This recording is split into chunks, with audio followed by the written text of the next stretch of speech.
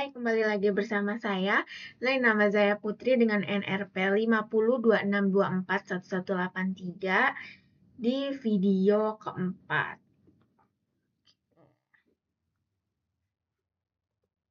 Kali ini saya akan menjelaskan tentang lab 2.3.6, yaitu use a port scanner to detect open ports.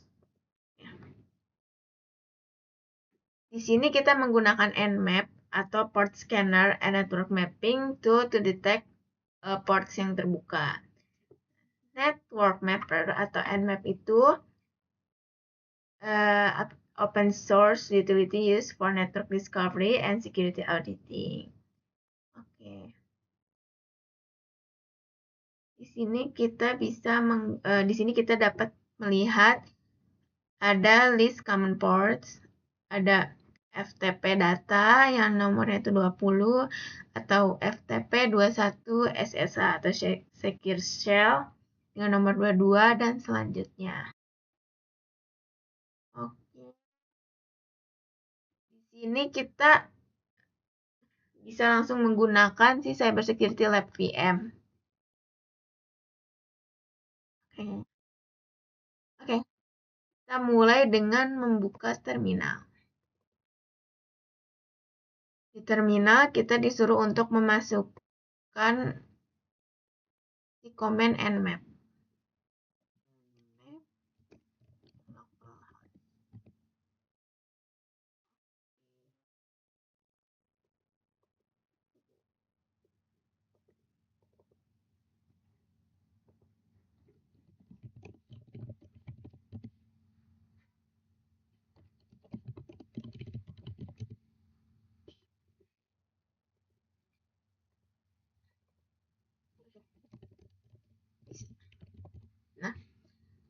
Oke, di sini dapat dilihat ada port-port yang terbuka, ada 21, 22, 23, dan 631.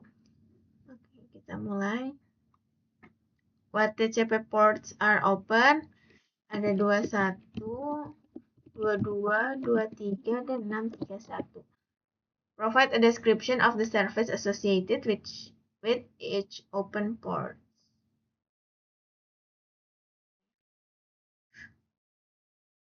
Saya sudah nyatet di sini. Untuk port 21 atau FTP itu, ini tuh digunakan untuk mentransfer file melalui protokol meliputi akses yang tidak sah atau tuh kayak ilegal gitu. Kerentanan buffer overflow dan masalah keamanan autentifikasi. Umumnya, FTP itu tidak dienkripsi sehingga data yang dikirim melalui port ini tuh rentan terhadap intersepsi. Terus ada port 22 SSH atau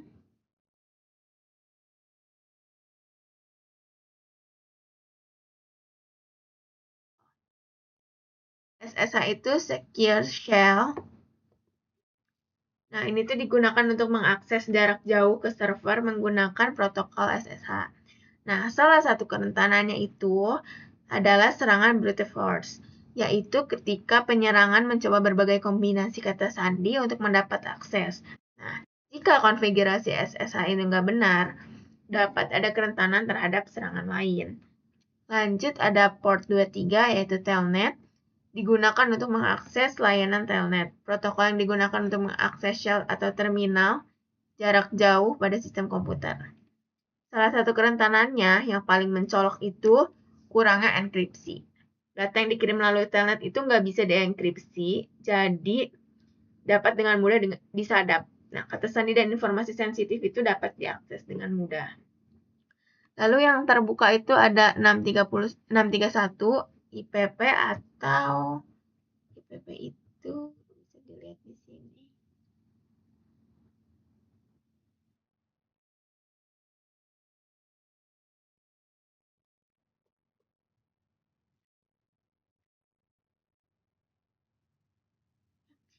IPP Internet Printing Protocol.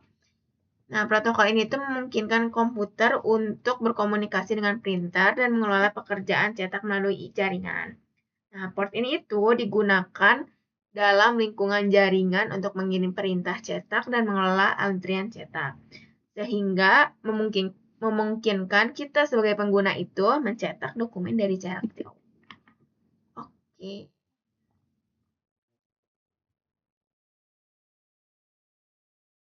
Oh, ini tadi 21 itu associated with FTP, terus 22 itu dengan SSH, 23 dengan Telnet, terus terakhir 631 dengan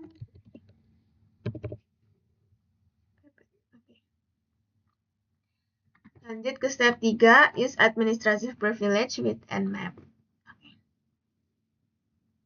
Kita masukin si komen sudo itu. Sudo nmap strip local. Passwordnya password. Oke, nah. Dapat dilihat dari sini tuh port yang terbuka itu ada 123, 631 dan 5353. What is the pin? Port yang terbuka ada 123, 631 dan 5353. Describe the purpose.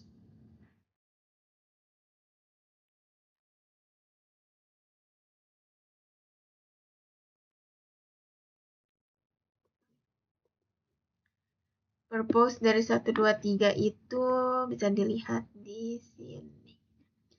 Port 123 atau NTP itu tuh protokol yang digunakan untuk menyinkronkan jam komputer melalui jaringan. Port 123 ini digunakan untuk mengirimkan permintaan dan menerima respon untuk sinkronisasi waktu. Nah, kerentanannya dari port 123 ini autentifikasinya itu kurang.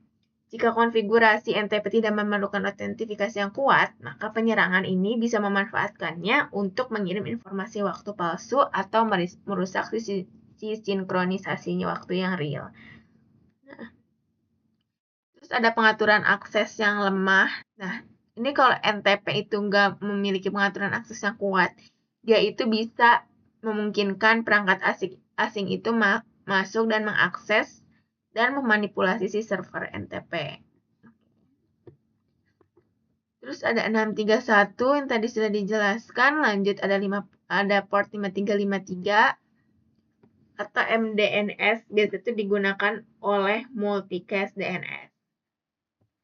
Nah, protokol ini itu buat memungkinkan perangkat dalam jaringan lokal untuk menemukan layanan dan alamat IP tanpa memerlukan server DNS pusat. MDNS ini sering banget digunakan di jaringan yang lebih kecil, kayak jaringan rumah atau kantor-kantor kecil yang memungkinkan perangkat seperti printer, kamera, dan perangkat Internet of Things (IoT) saling mengenali dan berkomunikasi dengan mudah.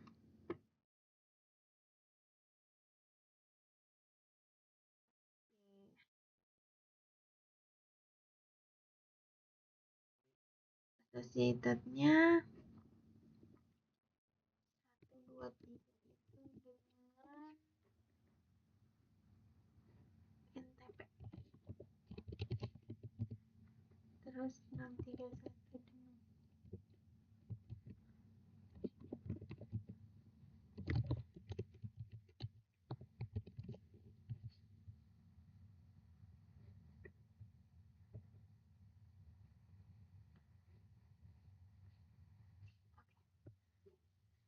lanjut kita ke Nmap, command Nmap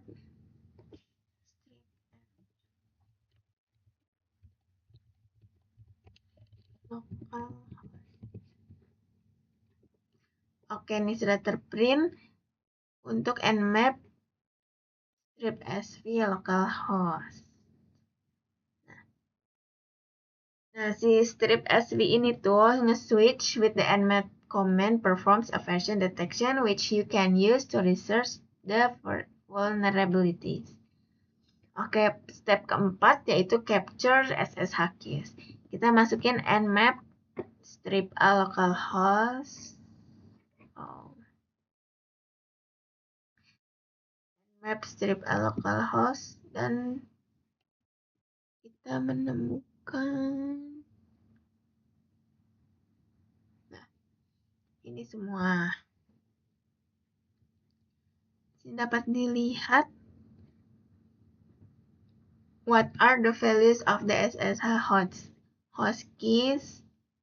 Nah, yang ini. 256 BE 7D ini. Sepanjang ini tuh. Nah, oke. Oke, lanjut. How would an attacker use this information? Jadi, informasi ini tuh dapat digunakan untuk mendapatkan akses jarak jauh secara ilegal ke host keys. Jadi, bisa diretas. How could you prevent the cyber attacker from stealing the key information? Kita bisa mulai dengan mengenkripsi data, pasang firewall yang kuat, terus mastiin hardware dan software kita tuh memiliki keamanan yang dapat mengidentifikasi dan mengatasi ancaman. Oke. Lanjut kita enter man and map untuk membuka si manual itu.